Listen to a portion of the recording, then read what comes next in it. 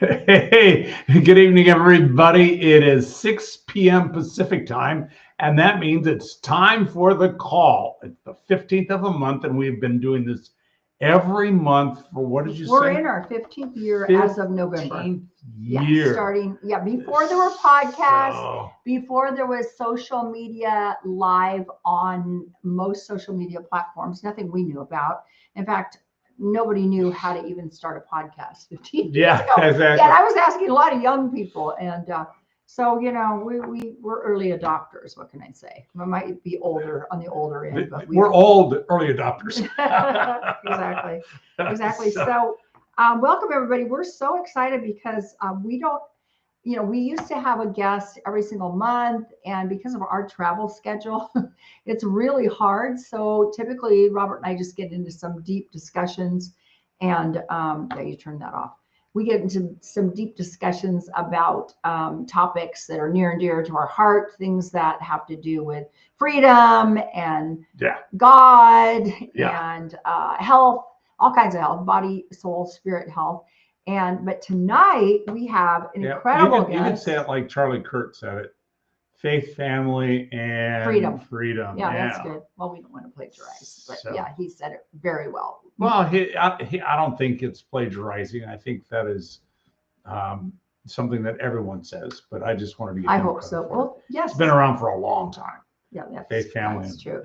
But tonight we have a wonderful guest, and I want Robert to explain how we met our guest, Dr. Shannon Kroner. We will be introducing her in about 5 minutes, and she's here with us live, which is always the best thing to do. We love it. She's actually up in the Valley area on the other side of LA. That's where she lives. So she's not with us in her home office live, but she's live with us on this podcast. But Robert, just tell everybody how we met Dr. Kroner. Shannon. I don't know. Oh, I do.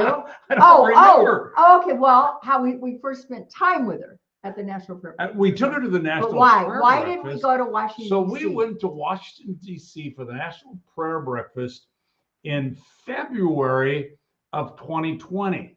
So that's a month before COVID was announced and the world came to an end. And one of the reasons I brought her there is she's an expert and very interested in vaccine freedom, which Don and I have been involved in. Conformed consent, vaccine freedom.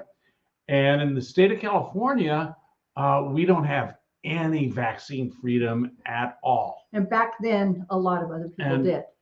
We have to go back like 6 years. But we're talking there was the new bill that passed, which eliminated religious exemptions. 276, SB 276. And eliminated any philosophical exemptions. So every single child that wanted to go to any school in California had to be fully vaccinated without exception. They still do. And so we went there to quasi what's the not lobby. The lobby. We're not lobbyists. We're not lobbyists, but to quasi lobby, to meet with different people and let them know what's going on in California and tell them that, hey, their goal is to do this one state at a time. Yep. And which was their goal at the time. However, they ramped it up, and instead of doing one state at a time, they did the whole world at the same time. We never could have known that this was coming, but I remember. So they looked at us like they were. They looked like we were nuts. Yeah, they literally, some of the nicest people. We're talking about, people in Congress. Wouldn't believe. No, you don't have to get that. Yeah. Yes, it is. Yeah, we had people like, oh gosh, I'm sorry, that's terrible for you in California. Yeah, you probably had to leave California. Well, at least you don't have to. We're like, no. We have to. We don't have a choice. And they're coming after you. If you don't stand up and start doing something, oh, Dr. Schuler, so good to see you. Stick to your good, positive Christianity.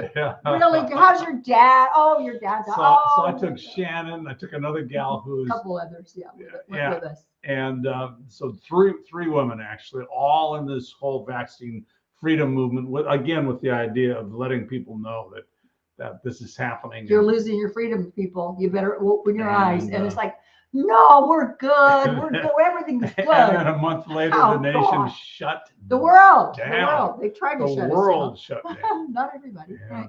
And anyway, so I think she's been a friend for quite a long time. A long time. But I don't remember how we met. We'll have to ask her. Exactly. Probably through some of these meetings that our daughter Christina set us up with here in Orange County, meeting mama bears and freedom fighters and people, a lot of people that were involved. And maybe if you're listening and you don't know this, you need to look it up, because the reason most moms and dads too, but mostly moms, got involved in this movement and were so upset about mandating vaccines, mandating that we put some kind of ingredient in a child when they've had an illness, they've been severely injured from a past vaccine. So let's say a mom says, no, I don't want to do it to my next child. And it's like, no, you got to do it anyway. Doesn't matter. So a lot of people that are involved in this movement came from personal experience, very painful experiences. Some people have lost children, they've died. And for us, that's how we got involved. We got involved. We didn't lose a child to death, but I believe had we gotten our son his second DPT, I believe he would have died. Well, he almost died. We took him to the hospital blue twice, and he could have easily died of asthma. Yeah. And so that's how we got into it back in 1988. And so we got into this movement before anybody really was doing anything. And guess what? Nobody fought us about it. Nobody really cared one way or another. They knew our kids weren't fully vaccinated. It's like nobody cared. They just Barbara Fisher and the NVIC. Yeah, National Vaccine Information Center. They were some of the first ones. In the days where you literally had to either call an 800 number or write in longhand and with a stamp on the envelope. Yeah, because there was no such thing as the internet. No, well, there was the internet, but not. There wasn't. Nobody was on. Okay. Oh, that's true. Nobody didn't come until the 90s. Yeah, good point. Good point. Yeah. So I spent a lot of trips to the post office. So we want to get Shannon on here because I know she has a lot to say and it's really important. So we already told you that we've known her. We've gone to several events with her. I just have so much respect for you, Shannon. I know you're listening. So I'm going to read right out of, she's got a very long, impressive bio, but I'm going to read right out of the inside cover of her new book. And you got to hold it up longer. Well, I will, but I want to read about her first. I'm sorry, I will. Dr. Shannon Kroner has a passion for writing children's books that emphasize truth and freedom. She holds a doctorate in clinical psychology, a master's in special education, and a bachelor's in English literature. Dr. Kroner has dedicated much of her career to assisting children with disabilities in a therapeutic setting. So she's got a great heart. She has also taught high school biology and college humanity courses. As a committed homeschool mom, the executive director of 4US, and the author of the award-winning best-selling children's book, I'm Unvaccinated, and That's Okay. Dr. Kroner continues to inspire and educate people of all ages. She sure does. And I will show you her book. There it is. This is her second book. Can you see it? Okay? Yeah, just the light is shining. There we go. That's there you go. There you go. Okay. Right? And it's just an incredible book. Let's be critical thinkers. The main character here is Darlene Data. This is a children's book, but I'm telling you, I read it. Let's welcome her right now. Okay, I want to talk to you, Shannon. Here's the applause and everyone's shaking. Yeah, there she goes. Hi, Shannon. Hi. So I just listened to you guys. I just love you both. You're just We're pretty silly. I'm sitting behind the scenes here laughing and just. I'm sure. We're like, no, that's not true. No. But how did we meet? Do you remember? That's what I was going to say. We actually have a really great story of how we met. Okay. So and I know you'll remember when I mentioned this. I know I will. Yes. So we met because I had SB 276 had just passed. Yep. And we lost, we had already lost our religious exemptions, personal belief exemptions. And now with SB 276, we lost our medical exemptions in California. And so I started a coalition of faith leaders to protect the religious freedom of vaccine choice.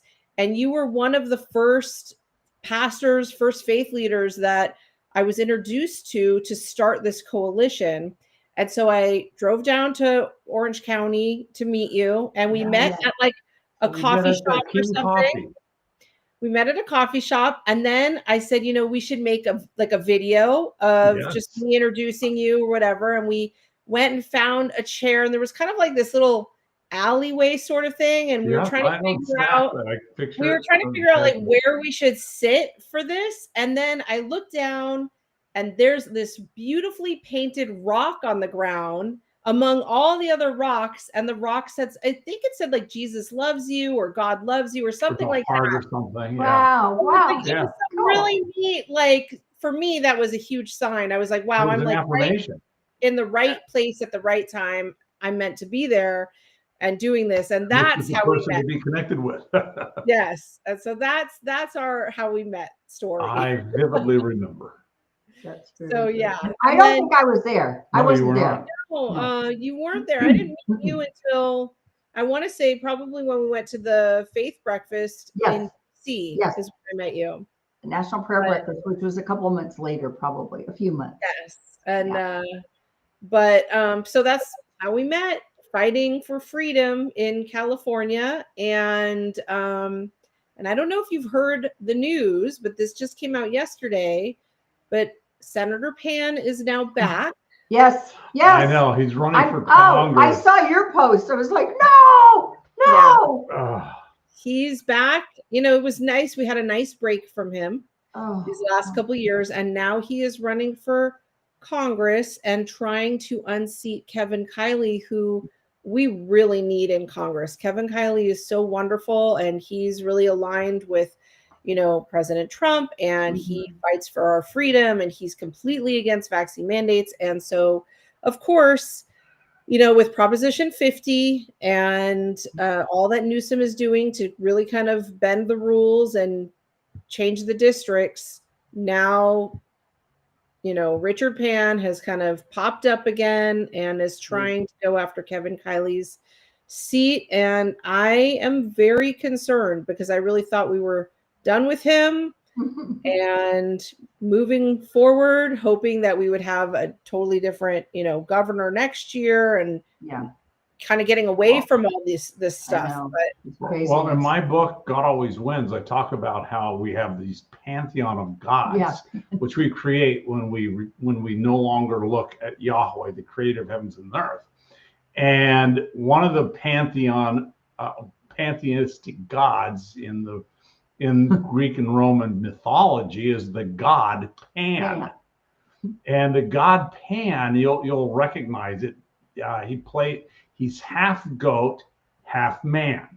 So he has goat horns, he has goat whiskers, he has human arms and torso, and then goat legs. And he plays the pan flute. That's why it's called a pan flute, because he's the god Pan. And there is a temple in Caesarea Philippi to the god Pan. And Jesus took his apostles to Caesarea Philippi, and it was there that he said, "Who do people say that I am?" And Peter says, "You are the Christ, the Son of the living God." And he said, Simon Bar-Jonah, which was Peter's real name, he said, "You are no longer Peter. From now on, you are Peter," which means rock. "And upon this rock, I will build my church." That took place as they oversaw the temple of Pan. And Pan worship is the most gross thing you could ever imagine. The reason the god Pan is half goat and half man is because of the way they worship using goats. And that's about as depictive as I'm going to be. How would you create a half goat and a half man? It's just think really gross stuff, okay? So what you're saying is Richard Pan has the perfect name for himself. You got it. Yes. You got it. Oh. And also associated with, so from that name comes pandemonium, pandemic. They all come from. So it all comes from him, and that's whenever I see his face or hear of him, That's all I could think of. It's a goat, half man, half goat. Half man, half goat. It's horrible. And because it's dehumanizing. He doesn't because he wants to make everybody into a farm animal by not giving them the option not to be vaccinated. If you do not have the option not to have something jabbed in your arm or butt or your butt, well, it doesn't matter anywhere. where it is, right? Into your body, you're nothing more than a farm animal, which do not have the choice. It is antithetical to freedom, to our Constitution. It's against the Nuremberg Code. I mean, it's black and white. And anyway, so we can get off on this tangent, and we should probably get off more onto critical thinking. Yeah, because we all need it more than ever. Yep. Yeah. And I read this so quickly, and I'm going to give this to one set of my grandkids that we're going to see the end of this month, and then I'm going to order another one for my grandkids in Florida, and then I'll leave. Well, actually, I'm going to order 2 more, and then I'll leave this one here for my other grandkids that live in Southern California.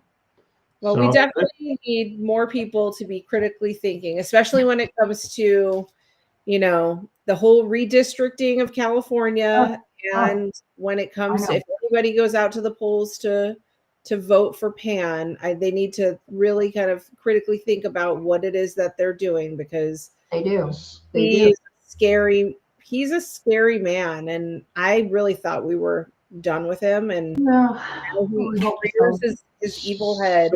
So the Supreme Court is supposed to be making a decision on a case that are you familiar with what I'm talking about? Which case is the Supreme Court is making a decision on a specific case on redistricting, as far as redistricting in gerrymandering, but it's related to racial lines. And is it in Louisiana? It is, yeah, it's in Louisiana. So it may have bearing on what California is trying to do. And I don't know. I've been trying to find that answer, but they will probably be coming out with that decision in the next week or two. Well, that will be interesting to see, because I don't know, California, we had a nice break from the chaos for a little bit, and I think that it's about to come, this election cycle. I think we're going to start to see, I don't know what we're going to see. We hope he doesn't make it. We hope people become more critical in their thinking. So I want to jump right into this book, because a couple of things. I love this book. I mean, it's for children, but honestly, adults will get a lot out of it too. They'll learn a lot if they just read this book. And a couple of things, I'm going to let you talk about it, but a couple of things that stood out to me, like I love Darlene Data, right? She's a data analyst, or she wants to be a data analysis, and she wants to be what is it? She wants to be a reporter when she grows up, right? Like an investigative reporter. Investigative, that's it. And what I really like, there's a couple of things that stood out to me. One thing I love is you're teaching kids not to take bribes.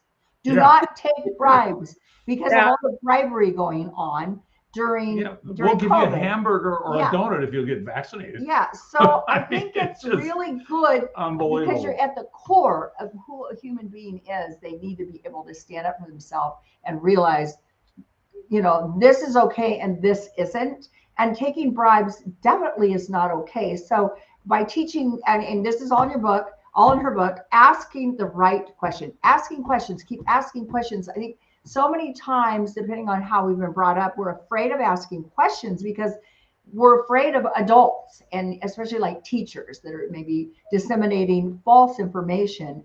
So I love that. That stood out to me. I love the fact you have everything is referenced here. You have a whole page of references, and then you have a glossary of the big words for kids. So the words that kids are going, well, what's that mean? They just flip to the back and they can figure out what the word is. So you're teaching them vocabulary. Yeah. And then you have these games. You have games and activities and critical thinking exercises in the back. So it's a fun book. And the illustrations are beautiful. I know your illustrator is your friend Manfred Calderon, and it's everything about it. You just write. It's a hardback. It's a quality. It's put together in a very, very lovely way. Well, thank you so much. Yeah, I mean, I wrote it really to empower children. I think it's really important that in today's, world of kind of this craziness where fear is used all the time by the media, by our politicians, it's really important that children feel empowered and brave enough to kind of stand their own ground. But in order to stand their own ground, they need to know the right things to say and the right questions to ask. And they need to feel empowered. And really that's what my book encourages, is really kind of giving children the ability to know what questions to ask, to kind of see through all the lies, to recognize propaganda. There's several pages in the book about how to spot propaganda, what propaganda is. I like that. Was my favorite section. I'm turning to that now because that was a highlight. Yes. We saw so much propaganda throughout the pandemic, and we see it all the time on every commercial and billboard and talking point to convince people to do this or take that, or you need this medicine or you need that vaccine or whatever it may be. You need to wear a mask. We did was see propaganda, and I want children to know that there are reasons behind the messaging meant to convince you of one thing or another. And so really, my goal is to make these to teach children how to be free thinkers, to think for themselves, to really kind of like look beyond the messaging and see what's behind that. And but I write it all in a very kid-friendly way so that they could understand it. But yes, like you said, it really is for parents or children. When I was growing up, my mom and we used to read together all the time. That was something that was really important in my life. I had this huge library of books, and any book that I wanted, my mom, we would go to going to the library was a great pastime. I don't know that kids really go to the library that much anymore. They do once in a while. Our kids do. I think our kids do that are homeschooled here in California, and our grandkids in Florida definitely go to the library, because we go there a lot, and they have library books. I mean, that's wonderful to hear. Yeah. So many kids, they just kind of Google whatever the information is that they need. And now with AI is a very slippery slope. But, I really want to encourage children to kind of just do their own research and read with their parents. That's why the topic of critical thinking, the topic of, I include propaganda, I include informed consent. Informed consent is not something that most children would really be aware of or even understand. Right. I think it's really important that kids understand what informed consent is, because so many times, especially in the schools, kids are they're pressured to really, get vaccinated. There's a lot of peer pressure now surrounding vaccines. And we saw that a lot throughout the pandemic. But even right now, it's, flu season. And so everybody's being encouraged to get the flu shot. And so I just want children to know that it's not really like they are allowed to ask questions, and they should feel empowered enough, strong enough, brave enough to ask those questions without fear of being belittled or put down or told that they're wrong. I think it's really important to ask questions, and asking questions. I'm looking at one of the pages here about, asking your doctor these critical questions too, like you're with your parents, your kid. But, a lot of times that person in the white coat is like, it's so intimidating. It's intimidating for a lot of adults, I know. And so imagine how it is intimidating.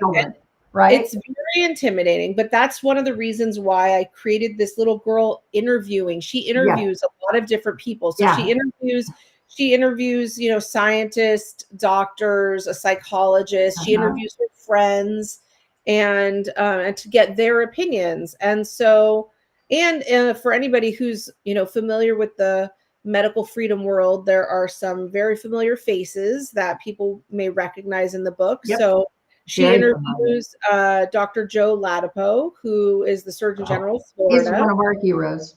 Yes, he's a hero. He's one of my heroes, which is why I wanted to include him in the book. So and she interviews Dr. Judy Mikovits, who is a dear friend of mine, and Dr. James Lyons Weiler, who's a phenomenal scientist, and then also Dr. Jeff Barkey, who is a phenomenal. He's a friend. His practice is like a mile from here. Yeah, and so I mean, these are people who I personally know. They've been very influential in my own life, in my own studies and research, and so I really wanted to include them in the book because they are real people who I ask questions. Sometimes I'll shoot a question over to Dr. James Lyons Weiler and say, "What do you think about this study?" And so I want children to know that they can ask those questions and not to feel intimidated by these people.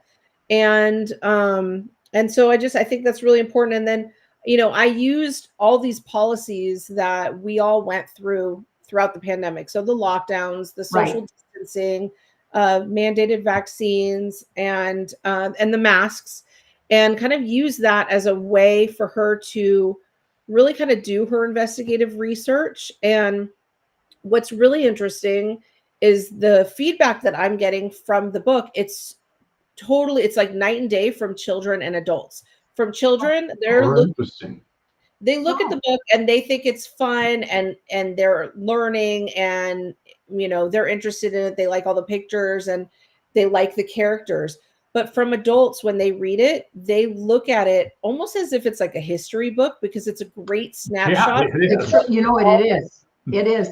And I've been told, like, wow, how did we even do this? Like, how is it that we went through these lockdowns and with the basketball court being, taped off and people taking selfies of themselves with their vaccine cards and their donuts and stuff. And I've included all of that in there. It's you forget. I mean, how about orchestras, children's orchestras being in these big green plastic tents, like individual tents, playing their instruments. Like that looks so stupid. Then you had choirs that were all online, and all these little circles from all over wherever they were. Their home in circles, and like we would sit there and just go, "Oh my gosh!" Because we weren't in the church world for several years. We had sort of semi-retired. We were doing missionary work, traveling all over, and then our traveling kind of came to a stop for a while. We traveled as much as we could. We were the only people in some airplanes until they shut down. It was wonderful. But we started, a drive-in church because we were so appalled that all. I remember. We started in March. How wonderful that was. You guys had 2020 Easter. I remember when you guys did Easter, all the churches were closed, and you guys actually had this like full parking lot for Easter. And Easter that was 2020. Yeah, we're rebels. And Easter of 2020, most of the churches, in fact, in Orange County, with a population of 3.2 million people, we were the only place anyone could go to church that we know Easter Sunday. That we know. I think. And I have followed every link to find out that some people say, "Oh no, we were open," and I find out later they opened in May because a lot of churches opened back up in May, the middle of May, and the end of May. But no, I find out they're mistaken. It's just so hard to believe. So anyway, it was magnificent. Well, I was picking up on something you said about how adults look at this like as sort of like a history book. So I happen to have this page open where she's asking, how did you handle school during the pandemic, right? She's interviewing 5 kids here. And one gal says, I missed my teachers and my friends. Another gal says, I had a difficult time keeping up with schoolwork. Another child says, I had a hard time getting online every day. And then the fifth person says, I had a hard time focusing and I was easily distracted. So just like you said, I mean, I saw this I know you have children still, but we have grandchildren. And I saw this with, at that time, the one we saw the most, he was a first grader, and now he's like a sixth, seventh grader. But yeah, I saw just he could not do schoolwork on a computer, on a laptop, because he just cried and cried. Finally, his mom slammed it, and that was that, and she had another option. But so I'm just shut. But these, I mean, again, like here's the page I was talking about. It's just so well done, and it is a history. It is a history book, because we should never forget this. We should never forget that this. That's another reason. Happened. That's another reason. To us. Yeah, that's another thing. Right? I want to make sure that it never happens again. And so many people have kind of almost forgotten that we went through all that. That we actually had to show vaccine cards just to get into a restaurant, or they had to put on a mask just to walk into a restaurant. But then once they could get to their table, they could take the mask off. Like, I don't want people to ever forget. That is the most ludicrous thing in the entire world. Put their mask on to walk to your table, then you can take it off. Well, but it's happened. I know. Or you have a photograph here of firefighters, healthcare workers, military. They lost their jobs. They were fired if they didn't put something in their body, no matter how much they said it was against their religion or medical freedom. It doesn't matter what they said. They just lost their job. They were fired. So never forget to keep their jobs. So many people, and it's very unfortunate that so many people, especially first responders, they took the vaccine, they took this shot just to keep their jobs, and then ended up now with like heart problems. And we know a lot of them too. Well, the very first COVID death was a doctor in Florida. He was it Miami? But it was the Cedar Sinai in Florida, and I think it's great. I used to know of this, but it's been a while since I referred to it. But that was the first person to die from the shot, and everyone recognized the fact that he did, and that was in December of 2020. Yeah, and I mean, everybody now at this point, I know people who have died from it, and I know people who have heart problems and blood clot. Blood clots. Blood clots, I think, is probably and sort of Parkinson's type symptoms and autoimmune stuff. There's there's an infertility issues or fertility issues. Young women are struggling with fertility issues now. Yeah. And so, we can't ever let that happen again. And that's that's one other reason, that I this book is to kind of you can't just like forget and move on, because if you forget that it happened, it can easily happen again. But if you remember that it happened, you can then prevent it from happening again. And we can never let that happen again, because it was absolutely insane. It was. Well, is this out yet? Because this is a pre-order. Did I get the pre-order right now? Actually, it comes out next week. Okay. So you can pre-order it on Amazon or where? Amazon and Barnes and Noble, or any books. There's lots of books, the main bookstore websites. Yeah. And if you go into a Barnes and Noble and request it in store, then they have to order it. So if you go into Barnes and Noble and request the book, they will order 3 of them. This is how what Barnes and Noble told me is that they will order 3 of them, and if those 3 get sold within 1 week, then they have to order 6 of them. And if those maybe I should order them there, because it's right down the street at Fashion Island. I'll order 3. If those I'll go and buy the other 2. So, there you go. No, order 1. Okay, 2 I'll buy will 1. come in. I know. Then go back and buy those 2. Well, why can't I just buy all 3 at once? Because then you've ordered 3 and they sell 3. I don't think it'll work that way. Okay, so Barnes and Noble, what they do is like if they end up selling 6 within 1 week, or if they if they move really fast, then they have to make a display.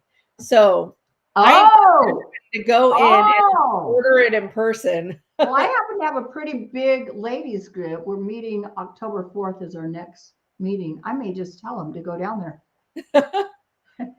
I will. I'll bring this with me and say you need to go to Barnes and Noble and order this book. And you'll have a display in Barnes and Noble, Yeah. and we'll take a picture. I would love to do that. I would love to do. I love doing like in-person book signings. It's the best. So that's the best, isn't it? Yeah. It really is. And because they're kids' books, I get so many kids who, when I meet little kids that are reading my books and they tell me what that's their favorite is and stuff like that. I absolutely love that. Well, we're so glad you wrote this book. I mean, we really appreciate your friendship, and we thank you for being with us. But hey, we're looking forward to going back to the National Prayer Breakfast again. That I can't wait for. I'm really looking forward to there. So you're fortunate. You're fortunate because they are limiting the number of invitees this year. But I believe you'll be getting your invitation, and they don't send the pretty printed one anymore. You know, like most people, it comes via an email. But you should be. I was told you should be receiving it by mid-November. Okay. So just stay in touch with us because it's completely sold out. President Trump is bringing Congress this year and several good friends. I was told up to 30. So 300. Oh, 300. Sorry, 30. Yeah. It's 30 tables worth. 30 anyway, tables. So yeah, that's it. Anyway, this is, and I'm sure anybody out there listening probably doesn't even know what I'm talking about. The national. Hopefully, our government will be open by then. Hopefully. Yeah. So, Shannon, again, thank you for your time and for writing the book. Well, I'd like to have a prayer with Shannon. Yes, please. Yes, let's do that. Okay. Heavenly Father, thank you. Thank you for this brave, fearless woman. Thank you that she is writing children's books that matter, that are entertaining. Sure, they're beautiful. Yes, they're filled with great dialogue. But more than that, these books are changing lives. May she be strengthened in everything she does. May she have patience and perseverance as she promotes this book. And may she always glorify you, Lord. In your name we pray, Jesus. Amen. Amen. Hey, let's talk again. Okay. Yes, I would love that. We should definitely talk about it soon. So we have a couple of things we do because we're, So we're going to end the show. And thank you so much for being with us, Dr. Shannon Kroner, author of Let's Be Critical Thinkers. Bye-bye. Bye. So anyway, this is actually Donna's and my, we've been doing this for 13 years, and the only way we're able to continue to do this is through your gifts. And so we thank you for what you have given, what you continue to give. Yes. And I'm going to throw up a screen here with some QR codes. If you're listening on podcast, you won't be able to see this. No. But you can go to robertschulerministries.org or drschuller.org. That's DRSCHULLER.org. It'll take you to the same landing page. And there's a little box that says, I'd like to give. If you feel like you want to support this, it is nonprofit. It's a church, 501c3 church. And we do a lot with very little. So, and also we have a Zelle account, Robert Schuller Ministries, that's bank-to-bank transfer. And we have Venmo, Robert Schuller Ministries. If you're looking for us on social media, always look for Robert Schuller Ministries, all three words. And that's our website too, but .org. So we're glad that you joined us tonight. And is there anything else? I know, Sunday morning. Yeah, so we'll be back here at 8 a.m. Sunday morning. We're here at 8 a.m. every Sunday morning, no matter where you're watching. If you're watching on our website or on Facebook or YouTube, Rumble, doesn't matter where you're watching. We'll be here again on Sunday morning at 8 a.m. Pacific time.